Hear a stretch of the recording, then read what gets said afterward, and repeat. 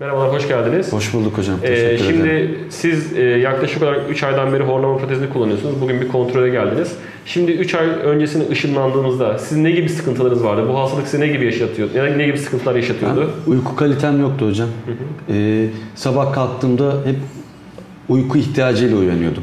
Hani ne zaman uyuyabileceğim pozisyonlar oluşturmaya çalışıyordum gün içerisinde. Hem işimi geriye atıyordu bu bende. Hem artık da bende bıkkınlık oluşmaya başlamıştı. Yani bu uyku sendromundan kurtulmam lazım diye.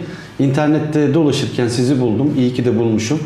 Allah razı olsun. Peki özür dilerim. Peki başka tedavilere başvurdunuz mu yoksa direkt sadece buna mı kanalize oldunuz? Şeye gittim hocam. Uyku apnesi testi oldum. Fakat o SBAP dedikleri şeyi kullanmadan önce bana tavsiye ettiler. Onu yapacaklardı fakat o çok konforsuz geldi bana. Hani robot gibi uyuyorsunuz. Ne sağa dönebiliyorsunuz ne sola dönebiliyorsunuz. Ama bu öyle değil. Hani tatile giderken aldım yanımda gittim. Hani hem kullanımı kolay hem gerçekten benim tamamıyla uykuyla alakalı sıkıntımı çözdü. Horlamam kalmadı. Benim meselem sıkıntım horlama değildi aslında. Hani ben uyku açlığı yaşıyordum. Hani gün içerisinde öğlenleyin böyle 1-2 saat bir yere kıvrılıp yatmaya çalışıyordum iş yerinde sağda solda bir şekilde. Çünkü uykusuzluk adamı çok ciddi anlamda geriye atıyor. Hani aileme karşı da bir gerginlik oluşuyordu bende.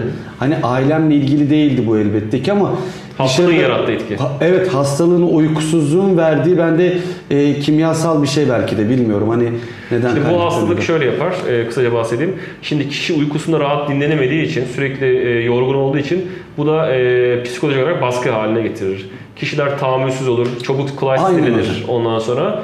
Aslında bu sizin karakterinizle alakalı olan bir durum değil, hastalığın karakteri diyebiliriz. Evet. Ama protezi kullanınca, hasta daha rahat nefes almaya başlayınca artık her şey daha böyle aşağı doğru iniyor. Kişi daha fazla rahatlıyor. Hocam ben çok arkadaşıma böyle etrafınızda uykuyla alakalı sıkıntı çeken birileri varsa hani muhakkak söyleyin, Tuğrul Bey'e gitsinler. Teşekkür hani gerçekten sizden dolayı değil, o insanlar bu sıkıntıdan kurtulsunlar. Evet. Hani ben çünkü bunun ne kadar bir problemli bir şey olduğunu, çünkü tatile gidiyorum, uyumak istiyorum.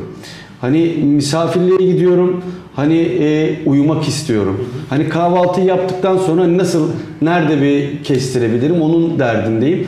Hani bir de bu horlama sıkıntısı olanlara da kullanmak istiyorlarsa çok büyük faydasını görürler. Eşim ben bunu kullanmaya başladığından beri hani ilk 3-5 gün acaba ben öldüm mü diye sesimi, nefesimi dinlemeye çalışmış geceliğin. Hani tamamıyla horlama olayına da ciddi bir katkı sunuyor ama orası benim umurumda değildi açıkçası. Evet. Ben şu anda konforlu bir şekilde uykumu almış vaziyette uyanıyorum. Sabah 6'da da kalksam, 5'te de uyansam emin olun daha önce 10-12 saatten alamadığım verimi yani 6-7 saatte gerçekten ben bunu bu şekilde yaşadım. Evet.